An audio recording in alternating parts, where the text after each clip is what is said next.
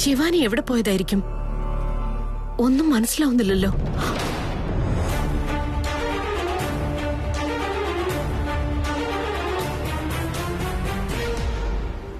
അല്ല, പിന്നെ എന്തൊക്കെയുണ്ട് വിശേഷം? ഇന്നലെ ചോദിച്ചപ്പോ നിങ്ങള് ഏത് നാട്ടുകാരാണെന്നാ പറഞ്ഞേ? അയോധ്യ. അതല്ല, നിങ്ങൾ പറഞ്ഞെന്തായിരുന്നു?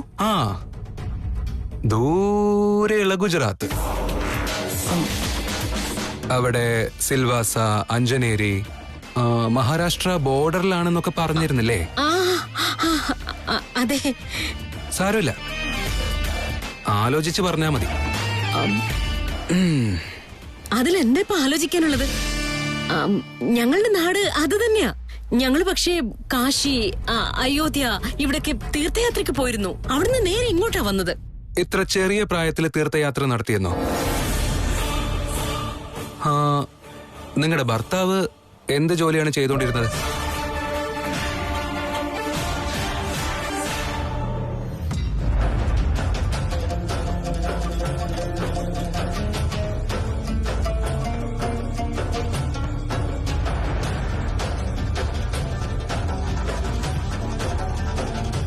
എന്താ മോളെ ശൈലു, നിനക്ക് പറഞ്ഞാൽ മനസ്സിലാവില്ലേ? ഞങ്ങൾ പറയുന്ന ഒരു കാര്യം നീ കേൾക്കുന്നില്ലല്ലോ. നിന്റെ ഇഷ്ടം പോലെ നീ ചെയ്യുള്ളോ?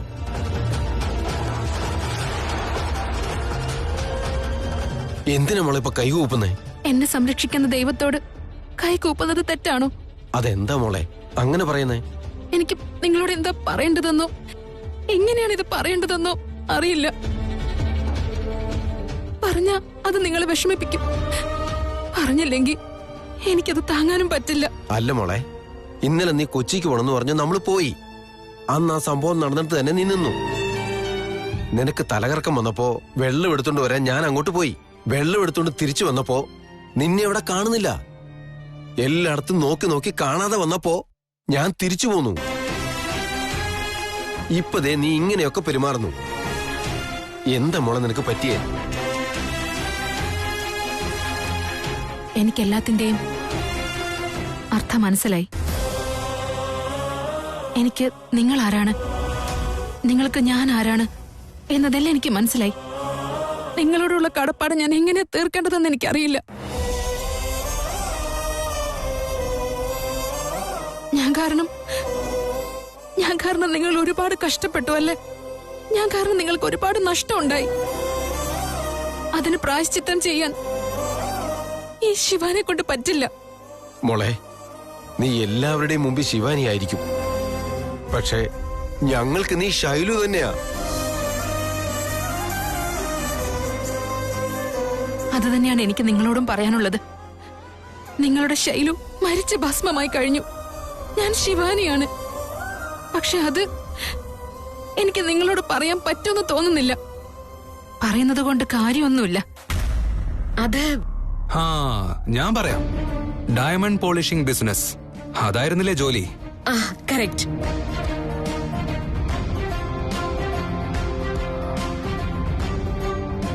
പറഞ്ഞതുപോലെ അദ്ദേഹത്തിന്റെ കട എവിടെയായിരുന്നു? സൽവാസിലിൽ. രാജാജി നഗറിൽ ഒരു വലിയ ഡയമണ്ട് കടയുണ്ടല്ലോ, അതാണോ? അതെ.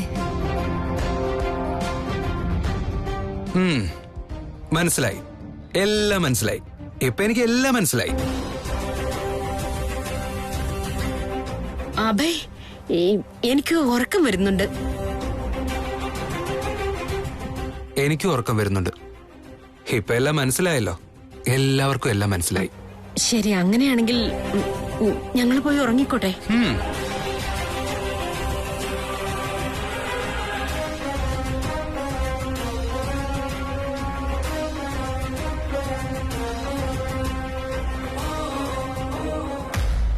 നോക്ക, ഞാൻ പറയുന്നതൊന്നും നിങ്ങൾ കേൾക്ക്. ഞാനിപ്പോ തീയിലാ നിൽക്കുന്നത്. എന്റെ കൂടെ നിങ്ങൾ നിന്ന് ആ തീ എന്റെ ശത്രുക്കളെയും ഇല്ലാതാക്കും, എനിക്ക് വേണ്ടപ്പെട്ടവരെയും ഇല്ലാതാക്കും. നിങ്ങൾ ചെയ്ത ത്യാഗം കാരണം എനിക്കൊരു ജീവിതം കിട്ടിയിരിക്ക. അങ്ങനെയുള്ള നിങ്ങളെ വിഷമിക്കാൻ പാടില്ല. അതുകൊണ്ടാണ് ഞാൻ പറയുന്നത്, നിങ്ങൾ രണ്ടുപേരും ഇവിടെ നിൽക്കുന്നത് അപകടമാണ്. എവിടെയെങ്കിലും പോയിട്ട് നന്നായിട്ട് ജീവിക്ക്. നിങ്ങൾക്ക് എന്ത് സഹായം വേണമെങ്കിലും ഞാൻ ചെയ്തു തരും. അല്ലാതെ എന്റെ കൂടെ നിന്ന് ജീവൻ അപകടം വിളിച്ചു വരുത്തണ്ട. ഇവിടെ നിന്ന് പൊയ്ക്കോളൂ. എങ്ങോട്ട് പോവാനാ മോളെ? ഞങ്ങൾക്കുള്ളത് നീ മാത്ര. ചത്താലും ജീവിച്ചാലും അത് നിന്റെ കൂടെ ആയിരിക്കും. അങ്ങനെയുള്ളപ്പോ എവിടേക്കാ മോളെ പോകേണ്ടത്? ഞങ്ങൾക്ക് ആരാ മോളെ ഉള്ളത്? ഞങ്ങൾക്ക് മക്കളില്ല. നിന്നെ ഞങ്ങളുടെ മോളെ പോലെയാ ഞങ്ങൾ വളർത്തിയത്. നിനക്ക് വേണ്ടി ജീവിച്ച് നിന്നെ നല്ലൊരു നിലയിൽ എത്തിക്കണമെന്നായിരുന്നു ഞങ്ങളുടെ ആഗ്രഹം. അത് നീ തന്നെ കണ്ടെത്തുകയും ചെയ്തു. മോളെ, ഞങ്ങൾ നിന്റെ കൂടെ ഉള്ളത് കൊണ്ട് നിനക്ക് എന്തെങ്കിലും പ്രശ്നമുണ്ടെന്നുണ്ടെങ്കിൽ, നിനക്ക് എന്തെങ്കിലും വിഷമമുണ്ടെങ്കിൽ, നിനക്ക് ഞങ്ങൾ ഭാരമാണെങ്കിൽ ഉറപ്പായിട്ടും ഞങ്ങൾ പൊയ്ക്കോളാം മോളെ. അയ്യോ അമ്മാവ, ഞാൻ അങ്ങനെ പറഞ്ഞതല്ല. ഇനി ഇവിടെ നിന്ന് നിങ്ങൾക്ക് പലതരത്തിലുള്ള ബുദ്ധിമുട്ടുകൾ ഉണ്ടാവും, അതുകൊണ്ട് പറഞ്ഞതാ. അയ്യോ എന്റെ പൊന്നുമോളെ, നിന്റെ കൂടെ ഉള്ളപ്പോൾ ഞങ്ങൾക്ക് വരുന്ന കഷ്ടം എന്തായാലും അത് ഞങ്ങൾ സന്തോഷത്തോടെ ഏറ്റുവാങ്ങും മോളെ. അത് വിട്ട് പോകാൻ പറഞ്ഞ എങ്ങോട്ട് പോകും മോളെ?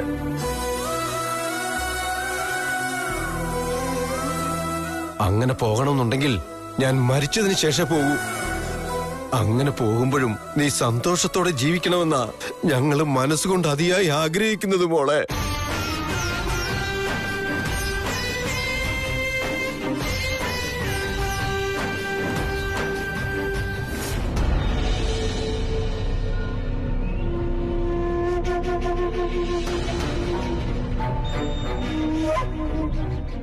അമ്മേ,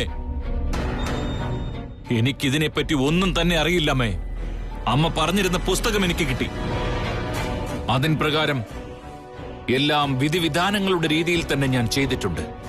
അമ്മ എന്റെ മുന്നിൽ വന്നു നിന്ന് എനിക്ക് മാർഗദർശനം നൽകിയാലും അമ്മയുടെ ആശീർവാദം വേണം എനിക്ക്. അമ്മയുടെ ആശീർവാദം എനിക്ക് തന്നാലും, അമ്മേ, എല്ലാം എനിക്ക് കൺമുന്നിൽ വെളിപ്പെടുത്തി തന്നാലും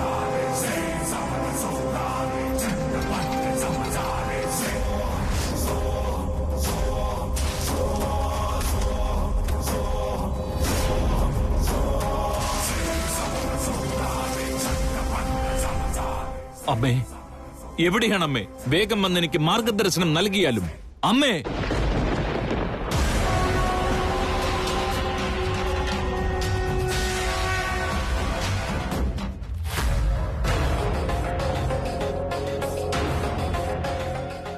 ഇത് നിന്റെ കയ്യിലുള്ളത് ഭാഗ്യമാണ്. ഇത് നിനക്ക് വഴി കാണിക്കും.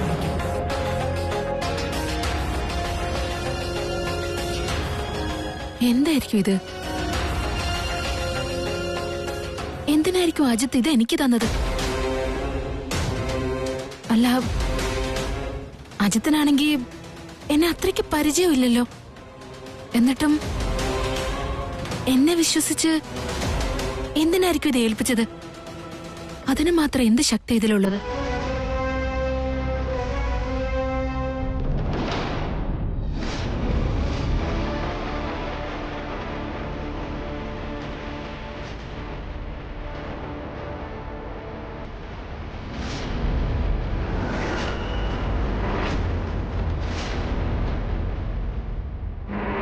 അവൻ ആദിശേഷനാണ് എന്നത് അവൻ അത് എന്നേക്കുമായി മറന്നുപോയി. അതെല്ലാം വെറും ഓർമ്മ മാത്രമാണ്. നിന്റെ എല്ലാ ആഗ്രഹങ്ങളും അവസാനിച്ചു. നീയാണ് നാഗറാണി എന്ന് അവനോട് പറഞ്ഞാൽ പോലും അതവൻ ഒരിക്കലും കേൾക്കില്ല. ഇതെന്റെ ശാപമാ.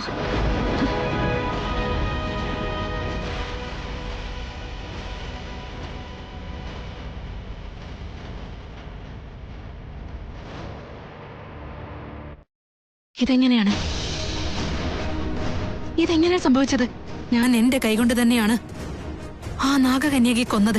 എന്നിട്ടും അവൾക്ക് അതേ രൂപത്തിൽ തിരികെ വരാൻ എങ്ങനെയാണ് സാധിച്ചത്? എന്നെയും തൃശ്ശൂലിനെയും തമ്മിൽ അകറ്റാൻ വേണ്ടി അവൾ എത്രമാത്രം പ്രയത്നിച്ചിട്ടുണ്ടായിരുന്നു.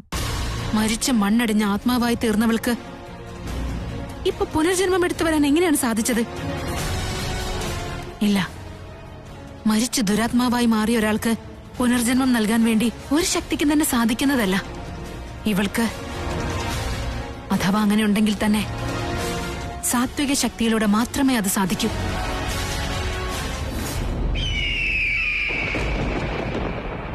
മകനെ, അമ്മേ, അമ്മ വന്നുവോ? അമ്മയുടെ മകന്റെ മേൽ കരുണ തോന്നി തുടങ്ങിയോ? വരൂ അമ്മേ, എന്റെ മകനെ കാണിച്ചു തന്നാലും. അവൻ എവിടെയുണ്ടെന്നെങ്കിലും പറയമ്മേ. കാണിച്ചു തരൂ അമ്മേ. തൃശൂൽ എവിടെയുണ്ടെന്ന് കാണിച്ചു തന്നാലും. നീ ആ ഭസ്മം എടുത്ത് കളത്തിലേക്ക് വിതറൂ.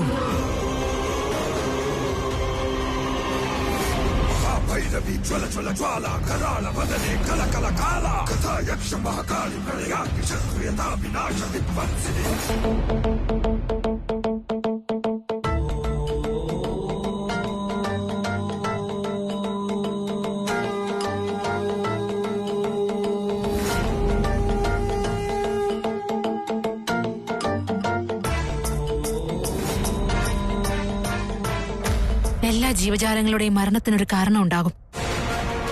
ഇവളുടെ മരണത്തിന്റെ കാരണം ഞാൻ തന്നെയാണ്. എന്നാൽ ഇവൾ തിരിച്ചു വരാനുള്ള കാരണം ആരായിരിക്കും? ആദിശേഷൻ വേണമെന്ന് വാശി പിടിച്ച് ഒരു തവണ ജീവൻ വെടിഞ്ഞവളാണിവൾ. എന്നിട്ടും ഇപ്പൊ വീണ്ടും തിരിച്ചു വരാൻ എന്തായിരിക്കും കാരണം? അല്ല, ഇവൾ വന്നതിന് ശേഷമാണല്ലോ എന്റെ തൃശ്ശൂലിനെ കാണാതായത്. അപ്പോ അവനെ കാണാതായതിന് പിന്നിൽ ഇവൾക്ക് എന്തെങ്കിലും പങ്കുണ്ടായിരിക്കും. മായാങ്കനെ, ചെയ്യേണ്ടതെല്ലാം ചെയ്തിട്ട് ഇവിടെ വന്ന് നാടകം കളിക്കാണോ? ഈ വീട്ടിലുള്ളവര് നിന്നെ വിശ്വസിച്ചേക്കാം, പക്ഷെ ഒരു കാരണവശാലും ഞാൻ നിന്നെ വിശ്വസിക്കില്ല. ഒരിക്കലും വിശ്വസിക്കാൻ കൊള്ളാത്തവളാണ് നീ.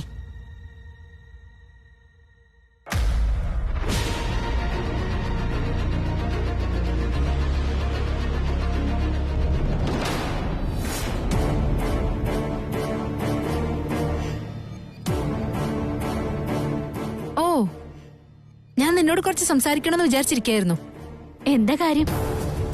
കുറച്ചു ദിവസമായിട്ട് നിന്നോടൊരു കാര്യം ചോദിക്കണമെന്നുണ്ടായിരുന്നു എനിക്ക്. അതെയോ? എന്താ അത്? നിന്നെ ആരോ പിടിച്ചു വെച്ചിരിക്കായിരുന്നു. അവിടെ നിന്ന് രക്ഷപ്പെട്ട് വന്നതാണെന്നൊക്കെ പറഞ്ഞിരുന്നില്ലേ? ആരാണത്? ആരാ നിന്നെ തടഞ്ഞു വെച്ചിരുന്നത്? അത് ആ കാര്യം ഓർക്കുമ്പോ തന്നെ എനിക്ക് നല്ല പേടി തോന്നുന്നു ശിവാനി. അല്ല, നീ ഇപ്പൊ എന്തിനാ അതിനെ കുറിച്ചൊക്കെ ചോദിക്കുന്നത്? ആ പേടിയൊക്കെ ഒന്ന് കുറയട്ടെ എന്ന് കരുതിയാ ഞാൻ ഇത്ര നാളും ഒന്നും ചോദിക്കാതിരുന്നത്. വേണ്ട ശിവാനി, ഞാൻ അതെങ്ങനെങ്കിലും മറക്കാൻ ശ്രമിക്കുന്ന കാര്യമാണ്. അതൊന്നും നന്നായിട്ട് പരിശോധിക്കാൻ വേണ്ടിയിട്ടായിരിക്കുമല്ലോ CID ഓഫീസർ വന്നിരിക്കുന്നത്.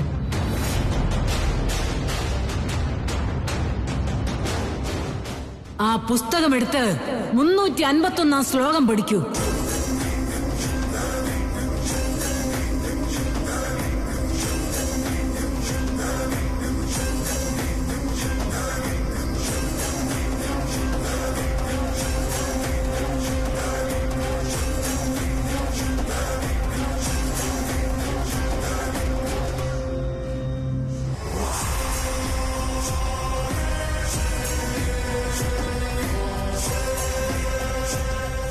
അമ്മേ, അമ്മ എനിക്ക് വഴികാട്ടി തന്നു.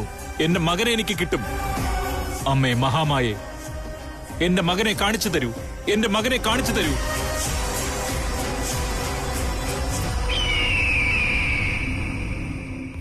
നിനക്ക് സത്യം പറയാതെ വേറെ വഴിയില്ല. എന്തായിരിക്കും അദ്ദേഹത്തോട് പറയാൻ പോകുന്നത്? ഞാൻ എന്ത് ഉത്തരം കൊടുക്കാനാ ശിവാനി?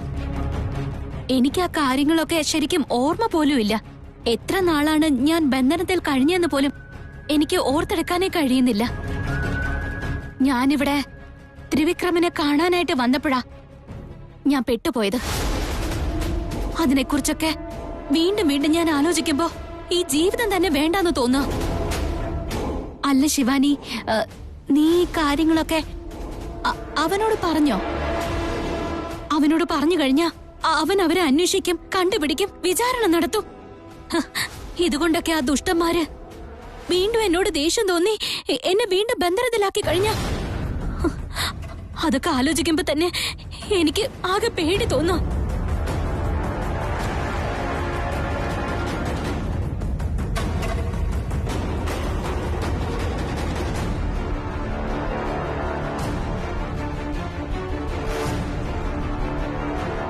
അവള് നന്നായിട്ട് നാടകം കളിക്കുന്നുണ്ട്.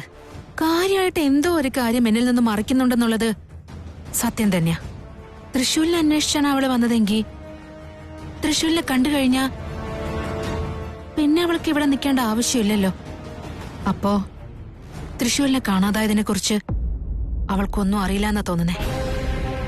അവൻ എങ്ങോട്ടാ പോയിരിക്കുന്നത് എന്നുള്ളത് ഞാൻ തന്നെ കണ്ടുപിടിക്കണം. അതിനുശേഷം ഇവള് വന്നതിന്റെ ഉദ്ദേശം കണ്ടുപിടിക്കണം. സത്യത്തിൽ ഇവള് തന്നെയാണോ മായാങ്കന, അതോ അവളുടെ രൂപത്തിൽ വന്ന മറ്റാരെങ്കിലും ആയിരിക്കും ഇത്?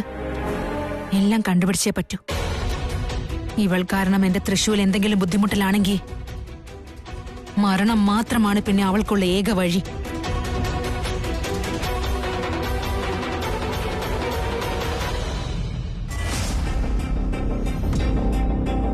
വീടിന്റെ അകത്തേക്ക് വന്നല്ലോ. അപ്പോൾ എന്റെ മകൻ തൃശ്ശൂർ തിരിച്ചു വന്നോ?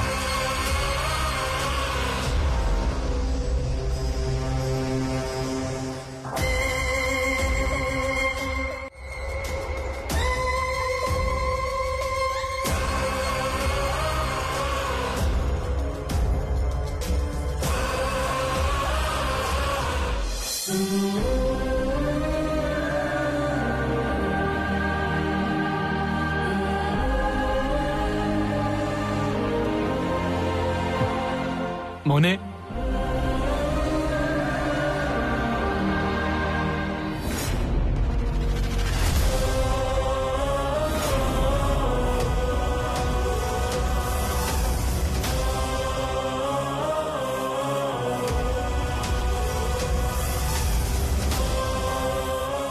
എന്താണ് ഈ വിചിത്ര സംഭവം? എന്റെ മകന്റെ അടുത്തേക്ക് കൊണ്ടുവരാൻ പറഞ്ഞപ്പോൾ പോലീസിനടുത്തേക്കാണല്ലോ വന്നത്. ഞാൻ ചെയ്ത പൂജയിൽ, ഞാൻ നടത്തിയ മന്ത്രത്തിൽ എന്തെങ്കിലും ദോഷമുണ്ടായോ? തെറ്റ് സംഭവിച്ചോ? ആരെയോ കാണിച്ചു തന്നിട്ട് അതെന്റെ മകനാണെന്ന് സമർത്ഥിക്കാനാണോ ഈ ദീപം? ഛേ, എന്തുകൊണ്ടാണ് ഇങ്ങനെ സംഭവിച്ചത്? ഞാൻ ഉരുവിട്ട മന്ത്രവും ഞാൻ ചെയ്ത പൂജയും തൃപ്തിയായില്ലെന്നുണ്ടോ? അതുകൊണ്ടാണോ ഇങ്ങനെ സംഭവിക്കുന്നത്? വേണ്ട, ഈ പുസ്തകം കണ്ട് മന്ത്രം ചൊല്ലുന്നത് വേണ്ട. എന്റെ മകനെ മറ്റെന്തെങ്കിലും മാർഗത്തിൽ കണ്ടെത്താം.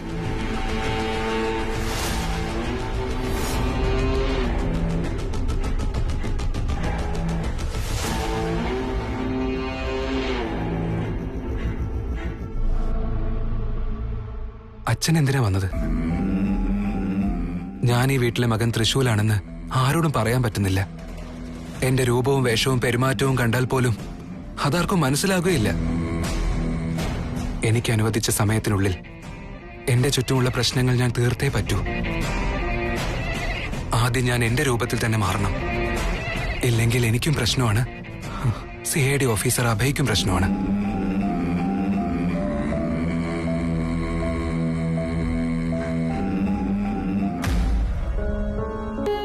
എങ്ങോട്ടായിരിക്കും തൃശ്ശൂര് പോയിരിക്കുന്നത്? പെട്ടെന്ന് വരാന്ന് പറഞ്ഞു പോയവൻ എന്തുകൊണ്ട് ഇനിയും തിരിച്ചു വരാത്തത്? ദൈവമേ, തൃശ്ശൂർ എവിടെയാണെങ്കിലും എനിക്കൊന്ന് കണ്ടാ മാത്രം മതി. ദയവ് ചെയ്ത് അവനിപ്പോ എവിടെയാണെങ്കിലും എന്റെ മുന്നിൽ എത്തിക്കണേ. അല്ലെങ്കിൽ എന്നെ അവന്റെ അടുത്തേക്ക് കൊണ്ടുപോയാ മതി. എനിക്ക് അവനെ ഒന്ന് കാണണം ദൈവമേ. എന്റെ തൃശ്ശൂരിനെ എനിക്കൊന്ന് കാണണം.